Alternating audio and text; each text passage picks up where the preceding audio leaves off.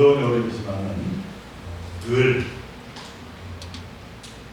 주일날 일찍 모여서 찬양 연습하고 그런 가운데서 이렇게 준비한 찬양 하나님께 올려드리는 우리 할렐루야 성가대를 위해서 한번 박수를 한번 격려하겠습니다.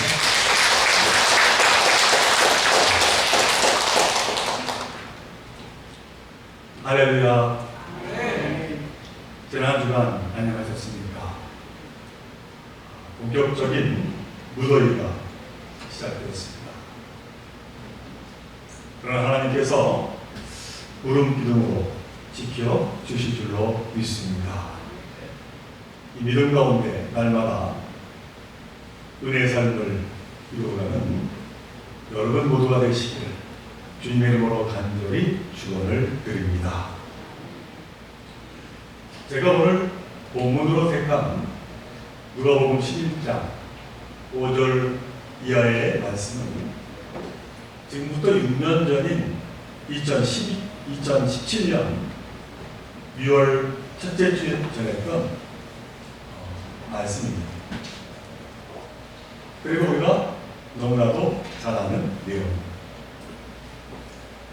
예수님이 제자들의 요청에 따라서 기도에 대해 가르치신 말씀입니다. 특별히 기도리아의 말씀에서 예수님은 제자들에게 구하라, 찾으라, 두드리라 하시면서 끈질기고 절실하게 하나님께 구하라 그렇게 말씀하십니다.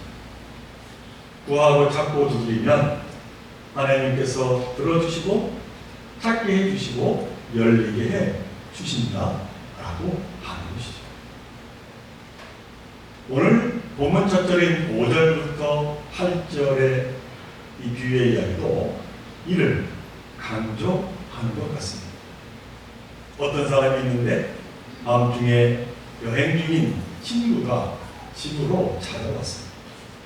그런데 그 여행 중인 친구가 매우 굶주렸던 모양입니다. 그런데 찾아온 집에는 때마침 이 친구를 대접할 떡이 없었습니다. 그래서 이웃에 사는 다른 친구에게 찾아갑니다. 그러나 이웃에 사는 친구는 한밤중이라 식구들과 함께 잠자리에 들었습니다. 그런데 아랑곳하지 않고 그는 이웃 친구를 깨우며 여행 중에 찾아온 자신의 친구를 위해 또 새 더미를 달라 그렇게 정하게 됩니다. 이는 잠자고 있는 친구 식구들에게 너무나도 무례한 일이 아닐 수 없었습니다. 그러니 거절하는 것이 마땅합니다. 그런데 오늘 본문 8절에 보니까 그 이웃의 친구는 거절하지 않고 그 청을 들어주었다 그렇게 이야기를 마치고 있습니다. 비록 벗됨으로 인하여서는 일어나서 주지 아니할지라도 그 간청함을 인하여 일어나 그 요구대로 주리라. 그러니까 아주 절실히 그리고 끈질기게 청했기 이 이웃 친구는 할 수 없이 자리에 일어나서 뚝딱한 떡을 내어 주었다라고 하는 그러한 이야기입니다. 자, 이렇게 보면은 예수님이 제자들에게 하신 이 비유의 이야기가 주는 교훈은 분명한 것 같습니다. 하나님께 간곡하고 끈기 있게 기도하면 들어주신다 라고 하는 것을 말합니다. 이것이 비유의 핵심이라고 생각을 해볼 수 있습니다. 오늘 본문 10절에서 예수님 이 사실을 다시 한번 강조하십니다. 구하는 이마다 다 받을 것이요 찾는 이는 찾아낼 것이요 두드리는 이에게는 열릴 것입니다. 자, 그런데 여기에 무언과 의아함이 있습니다. 본문 11절에서 13절의 말씀을 우리가 자세히 보면 이 같은 예수님의 기도에 대한 가르침, 곧 간곡하고 끈질기게 기도하며 하나님이 들어주신다라고 하는 그 내용과는 사뭇 다른 내용이 나오기 때문입니다. 오늘 본문 가운데 하나님 11절로 13절의 말씀을 제가 세 번역으로 다시 한번 봉독해 드립니다. 너희 가운데 아버지가 된 사람으로서 아들이 생선을 달라고 하는데 생선 대신에 뱀을 줄 사람이 어디 있으며 달걀을 달라고 하는데 정갈을 줄 사람이 어디에 있겠느냐. 너희가 갈지라도 너희 자녀에게 좋은 것을 줄 알거든. 하물며 하늘에 계신 아버지께서야 구하는 사람에게 성령을 주시지 않겠느냐 하는 말씀. 이 말씀에서도 보면은 절실하고 끈질기게 기도하면 하나님 우리 육신의 아버지보다도 더한 사랑으로 택한 자녀들의 기도를 들어주신다. 그렇게 말씀하고 있습니다. 그런데 13절에 와서 이해할 수 없는 좀 생뚱맞은 말씀을 제자들에게 하셨다는 것이죠.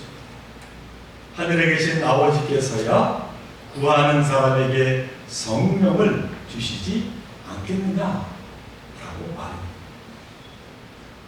그러니까 예수님은 분명하게 하나님은 우리가 찾고 두드리고 원하는 것을 달라고 구하면 그에 따라 생선도 주시고 달걀도 주시고 원하는 것을 주신다 말씀하셨습니다. 그런데 무슨 이유인지 느닷없이 하나님은 그들이 원하고 구하는 것과는 별개로 성령을 주신다. 그렇게 지금 13절에서 말씀하고 있는 것이죠. 물론 하나님의 영, 그 성령을 받는다라고 하는 것이 그 무엇과 비길 수 없는 기쁨이요 은총이 아닐 수 없을 것입니다. 그러나 생선을 달라고 기도해도 성령을 주십니다. 달걀을 달라고 해도 성령을 주신다면 우리가 굳이 이런저런 기도의 제목을 정해서 그것을 가지고 구하고 찾고 두드릴 필요가 있겠는가? 라고 하는 의구심이 든다는 것이죠. 그렇지 않겠습니까? 자, 그렇다면 예수님이 이렇게 하신 말씀, 곧 하늘에 계신 아버지께서 구하는 사람에게 성령을 주시지 않겠느냐 하는 이 말씀은 도대체 무슨 뜻으로 제자들에게 하신 말씀이었을까라고 합니다. 이 물음을 풀 수 있는, 그 답을 찾을 수 있는 말씀이 바로 전에 설명한 본문 5절에서 8절에 나오는 친구 비유의 이야기의 말씀을 통해서 우리가 찾아볼 수가 있습니다. 이 친구 비유는 앞서 이야기했듯이 한 사람이 이웃 친구를 찾아가 여행 중에 찾아온 친구를 위해서 꼭 새덩이를 달라고 간절히 조르고 끈기 있게 부탁했더니 결국 얻게 되었다. 그러한 이야기입니다. 본문 8절 후반부에서도 이 사실을 분명히 이야기합니다. 그 간청함을 인하여 일어나 그 요구대로 주리라. 그러니까 참으로 절실하게 끈기 있게 드리는 기도를 하면은 하나님이 받으시고 들어주신다 하는 말씀입니다.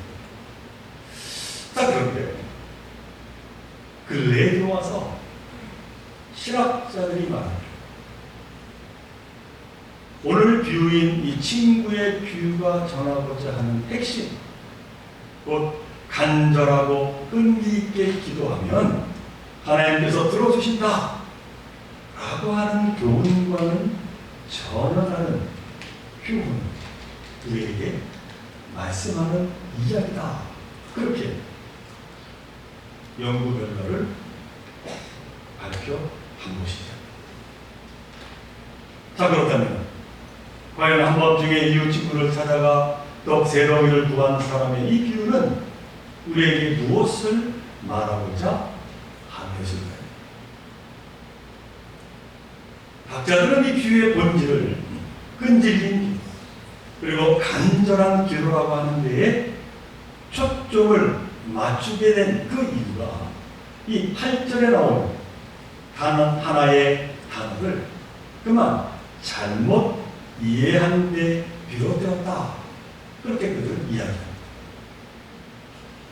그렇다면 8절 말씀을 제가 다시 한번 읽어보겠습니다. 비록 벗됨으로 인하여서는 일어나서 주지 아니할지라도 그 간청함을 인하여 일어나 그 요구대로 주리라 하는 말씀입니다. 자, 바로 이 8절에 나오는 단어 가운데에 우리가 잘못 이해하여 오해를 불러일으키는 단어가 하나 있다는 것이죠. 그리고 그것은 다름이 아니라 간청함이라고 하는 단어라고 이야기합니다. 이 단어는 새 번역에서는 졸라냄 그렇게 번역했습니다만 이처럼 간청함 또는 졸라냄이라고 하는 이 단어가 문제가 있는 단어라고 이야기를 한 것이죠. 그렇다면 어떻게 문제가 있다는 그런 것일까요? 이 말의 원문인 헬라어 단어를 찾아보면 아나이데이아 이렇게 되어 있습니다. 그리고 이 단어를 분석해보면 반대를 뜻하는 라고 하는 말과 부끄러움, 수치, 수줍음이라고 하는 뜻을 가진 아이도스라고 하는 말의 합성어라고 말합니다. 그러니까 이 아나이데이라는 말은 간청한다라고 하는 그런 뜻이 아니라 부끄러움, 수치, 수줍음의 반대말로 부끄러움이 없는 당당함, 떳떳함 그러한 뜻을 담고 있다는 것이죠. 이것이 원래 이 단어의 뜻이라고 말하고 있습니다. 그래서 오늘 본문 8절 후반부의 이 간청함이라고 하는 단어는 한글 사전에서 말하듯 간곡하고 끈질기게 청했다 라고 하는 것이 아니라 부끄러움 없이 당당하게 떳떳하게 청했다 그렇게 이해하고 번역을 해야 한다는 것이죠. 그리고 오늘 본문에 나오는 한 사람은 한밤중에 이웃 친구를 찾아가 부탁을 하는데 간곡하고 끈질기게 부탁한 것이 아니라 부끄러움 없이 떳떳하고 당당하게 부탁을 했다는 것이죠. 비록 온 식구가 다 자고 있지만 말입니다. 그랬더니 어떻게 되었습니까? 떡새덩이를 요청받은 이 친구는 그 요청한 친구의 부탁을 들어주었다고 그렇게 이야기는 말하고 있습니다. 늦은 밤 동네가 시끄러워서 들어주었을까요? 아니면 친한 친구이기 때문일까요? 아닙니다. 본문에서는 이에 대해서 분명히 선을 긋고 있습니다. 벗됨으로 인하여서는 일어나서 주지 않을지라도 라고 말합니다. 그렇다면 그게 무엇 때문일까요? 오늘 본문 말 그대로 부탁드리는 자의 아나이데이아 곧 부끄러움 없이 당당하고 떳떳하게 요구했더니 들어주었다는 것이죠. 자, 그렇다면 아니 왜 떡 세 덩이를 부탁한 친구는 뭐 그리 당당하고 떳떳했을까요? 그 이유가 무엇일까요? 이는 창세기 말씀으로 거슬러 올라갑니다. 창세기 18장에서 아브라함이 세 천사를 맞아들여 정성껏 대접한 일화가 기록되어 있습니다. 그리고 이 아브라함의 그 같은 행동을 히브리서 13장 2절은 이렇게 설명하며 정의하고 있습니다. 나그네를 대접하기를 소홀히 하지 마십시오. 어떤 이들은 나그네를 대접하다가 자기들도 모르는 사이에 천사들을 대접하였습니다. 그렇게 설명하며 정의하고 있습니다. 그러니까 나그네를 대접하는 것은 천사를 대접하는 것이요, 더 나아가 하나님을 대접하는 일이라는 것이죠. 그리고 이와 같은 전통 예수님 당시에도 계속해서 이어져 내려왔다는 것입니다. 그래서 나그네를 환대하지 않는다면 그것은 집안의 수치요, 나아가서 그 마을 전체의 명예를 해치는 일이 되었던 것이죠. 예수님 마을에 같은 거룩한 전통을 다시 한번 깨달아 알게 하시는 또 세더미를 부탁한 친구의 당당함 그리고 떳떳함은 너무나 당연한 일이로 하나님의 의를 드러내는 일이다 라고 하는 말씀입니다.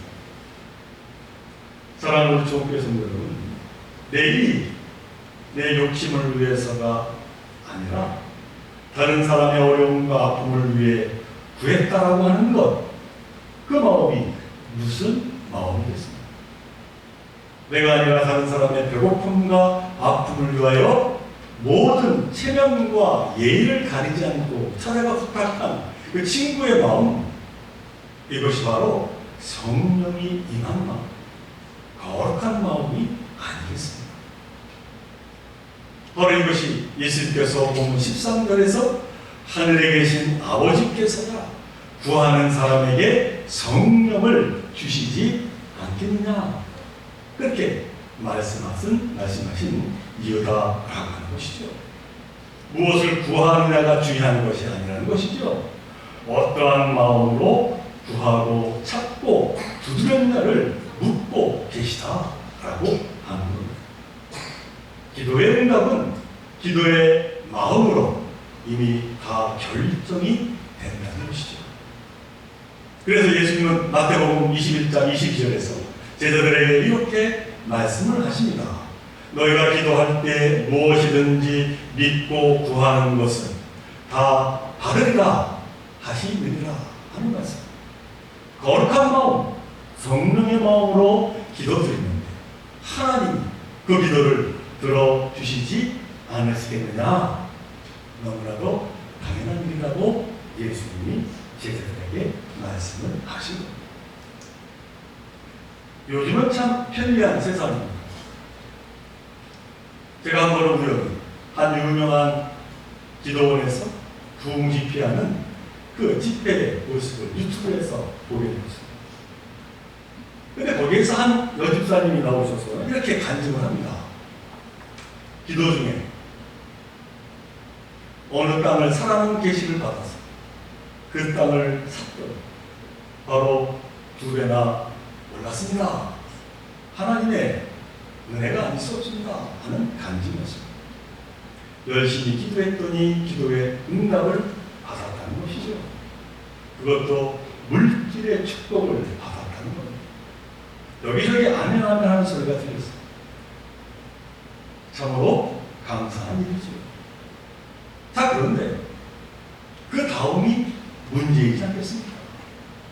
그 집사님은 앞으로 어떠한 기도의 제목을 하나님께 드릴 수 있을까요? 응답받은 그 기도의 마음으로부터 자유할 수 있을까? 라고 하는 것이죠. 꼭 어려운 일을 당하게 된다. 그래도 그 집사님은 아멘 하며 감사함으로 받아들일 수가 있을까요?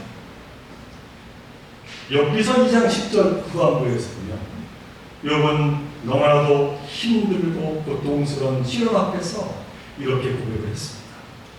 우리가 하나님께 복을 받았은즉 화도 받지 아니하겠느냐. 놀라운 신앙의 고백이 아닐 수 없습니다.